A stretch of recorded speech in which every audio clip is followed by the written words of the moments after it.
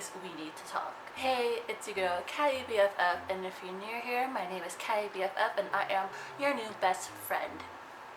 Now, today was or at least when I'm releasing this, you may have not or have already seen Insta influencer James Charles' new YouTube. I don't know if it's going to be a whole series, but I know it's definitely a show on YouTube, and we're going to talk about it. But before I get into all of that, be sure to follow me on all social medias. I'm on Instagram at yourcattybff, Facebook at cattybff, Twitter at royalist4life, and TikTok at cattybff. Now let's get into it. So when I watched Insta Influencer, the introduction, it was very quick to the point and talkative, but the way they presented it, it almost seemed like a fashion show, because all of a sudden he has this like clothing change and everything's all sparkly, like in the middle of his suit and shit. But getting into the actual contestants, so there were 6 people. I had to take note of this. So we had Christian, aka Indigo, Gabriel, Ashley, Kellen, I probably pronounced that wrong, Benny, and Brittany. When I saw these people, I was like, oh, like, okay, so they all obviously are talented. I mean, this is a makeup show, like, you have to be good at makeup. But as soon as I saw the cast, I was a little bit like alarmed. Not because of them, obviously, like they won the position fair and square, but the color variety kind of threw me off a bit. Like the darkest skin tone was Ashley, and even she was basically around my skin tone, if not like a shade or 2 lighter. I'm pretty sure this lighting, like at a lower volume, like me and her would look like the exact same skin tone. If not, she would be considered a little bit lighter. So I feel like that was already a red flag for me, because we need Fenty foundation everywhere, you know what I mean? Including with competitions and stuff. There's not a lot of popular influencers who are darker than me, and that pretty much like threw me off. But in terms of everything else seems pretty decent. I found it funny how they gave Kellen, how she was talking about herself and how she was a rambler. Like they made it seem like that too, even when she was talking about herself. And the way they edit that, like the editing on that, it just made it look so shady. And that made me laugh a bit. It just made, they were showing, like, I believe it was Benny, they put the camera on Benny, and like you could see him kind of side-eyeing, and everybody's just like looking at each other like it's the first day of class. But yeah, I thought that was pretty funny. And then the first challenge, they were supposed to do their makeup as a representation of themselves, and I believe it wasn't Indigo, it was Ashley who won that challenge, which I pretty liked. She did like the ink print on her face. I thought that was so creative. I never saw anybody do that. I've seen, like, I don't know if this particular person is like a drag person particularly, but like it kind of, like, her ink print reminded me of this person I follow on Instagram. I'll put a picture of exactly who I'm talking about, but it reminded me similar to that, because their style is very majestic, but also like almost very imprint inspired, except it looked more Japanese at the same time. Now I'm rambling, but anyway, this girl Ashley did like a whole imprint on her face, and I loved it. Indigo had a little mask situation, but yeah. When James was giving their critiques, it seemed like he was forcing everybody, not forcing everybody, but it seemed like he was forcing himself to nitpick on something when it came to certain people. Like, I believe it was with Indigo, like, he was like, oh, but the mask, and I'm like, okay, well, like, if you're representing yourself as an introvert, wouldn't you think a mask would be appropriate, and then to lift the mask and be like, oh, I'm here, like, type thing. I feel like he was kind of like really nitpicking on certain details of the person's vision, even though I do see like his point a little bit. And then going on into the actual challenge, which was basically marketing and advertising, which I actually studied in school. So for me to see that, I was like, okay, well, like I'm already on this. Like I already have like, I already know like who, like what am I looking for in terms of what everyone is doing. I am stumbling a lot, but so they introduced the judges. This time they had Paris Hilton and then Norvina. She's gonna be there throughout the entire season, and I like how they have Norvina there in the first place because she's a business owner basically. So from you can really take note from her standpoint. If you're like me starting a makeup brand, like how would you want your stuff to be marketed?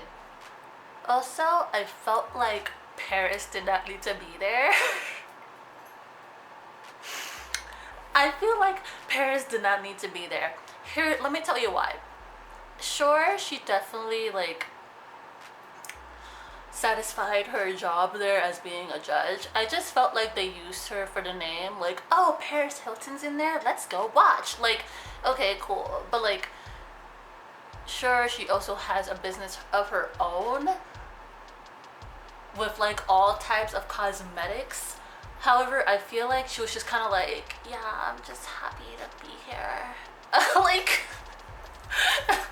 and like, sure, she did like have her opinion as to like who she thought should be on the top or whatever, but the I feel like she's too nice. Like, if you're gonna be a judge, I feel like you can't be too nice. You gotta be realistic. And every time she was just kind of like, she's like despite the way she dressed, she seemed like the hippie of the group. Like, yeah, I think everyone did great, peace and love. Like, like, yeah, I'll buy that. Like, like I just feel like they could have picked somebody else. Like I like get somebody from Shark Tank. Like at least like, although let's be real, no one from there will ever do that. But like, get someone who's gonna be like both the angel and the devil. Cause like Nervina, I feel like Nervina, she's like the teacher of the judges, you know? Like, she'll educate you while critiquing you. Cause the way she critiques, I like the way she critiques. She'll be like, oh, like, people need to know this, that, and the third. And even though you did this, that, and this, like, we need to know what this, and this is. So it's like, oh yeah, she's critiquing you, but she's also guiding you at the same time. As opposed to, like, people, like, most judges, they'll be like, oh, you did this, and this wrong. I don't like how you did this, and you probably should have done this. You know what I mean? Like, she literally guides you. She's, like, the teacher while she's giving you, like, what you did wrong. But yeah, I feel like Paris was just kind of like happy to be there, which I mean, it's not a problem to be happy to be there, but if you're there as a judge, then like be a judge. Like, because she's telling everybody in their face like, yeah, you did great, oh yeah, I love your personality, or I'll totally buy that product, like I'm actually considering now. Like, I feel like she said that to almost everybody about the product they picked to market. Like, yeah, now I'm considering it now. I never thought about it before, but I'm definitely considering it now. Like, like, oh my god, I could not be a judge on that, because I would have been like, you know, it's cool that you did this, but you should have done this. Like, like that's the kind of judge we need. Like, like I feel like they just used her for the face. Ooh. I feel like they just used her for the face. I'm curious as to what judge they're gonna pick next time, because if they're gonna constantly pick guest judges that are light-hearted and like, oh, happy all the time, like, and not people who are at least a little bit raunchy but still fun, that's just gonna be a trend that I am not gonna be here for. And so throughout their challenge, they had only 3 hours to put on makeup, edit, film, and then that'll be it. And it was interesting because usually I have a good eye for who may or may not be winning. And as I was watching like the show, I could not. I was like constantly on my toes. I was like, oh, this person's gonna go. Oh, wait, no, this person's gonna go home.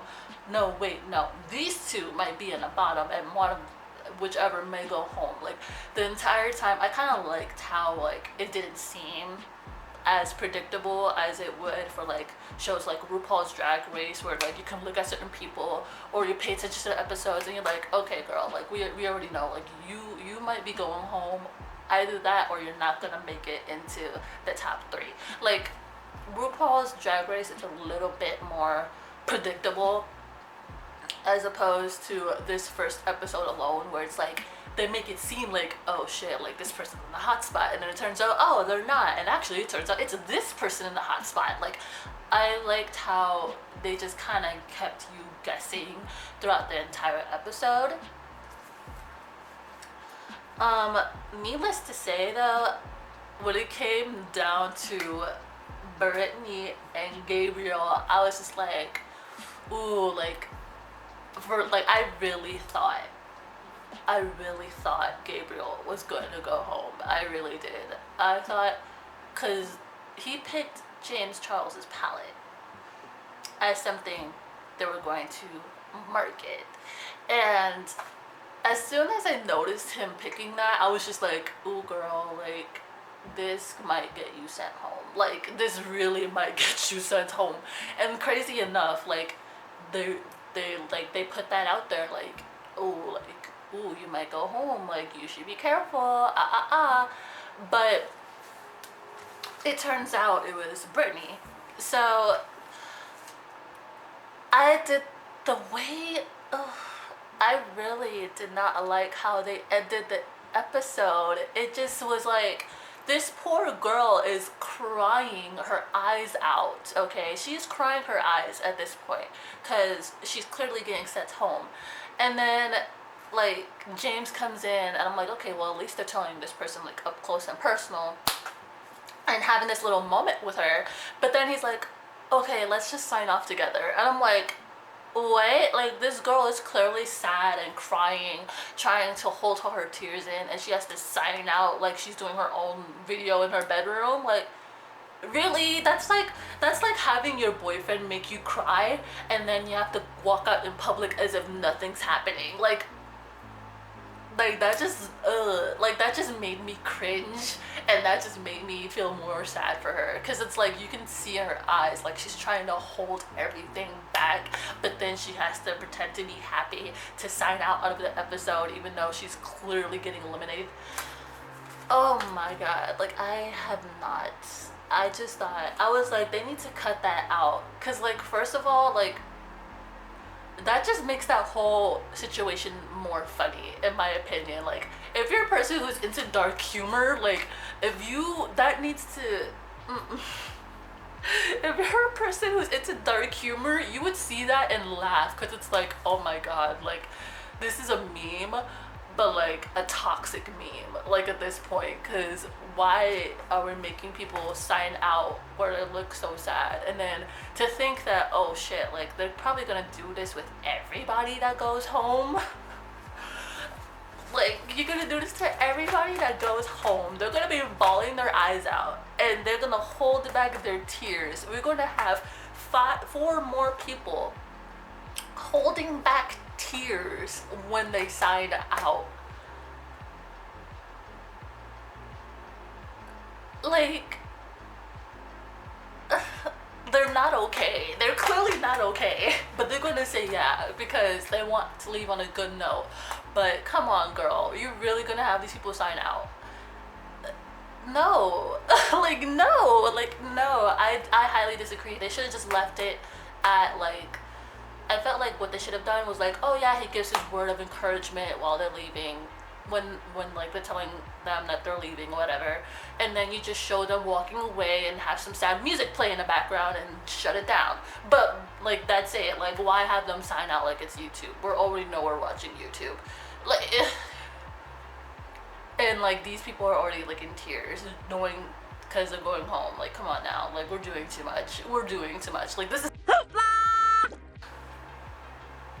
I don't know, but that's just my take on episode 1 of Insta Influencer.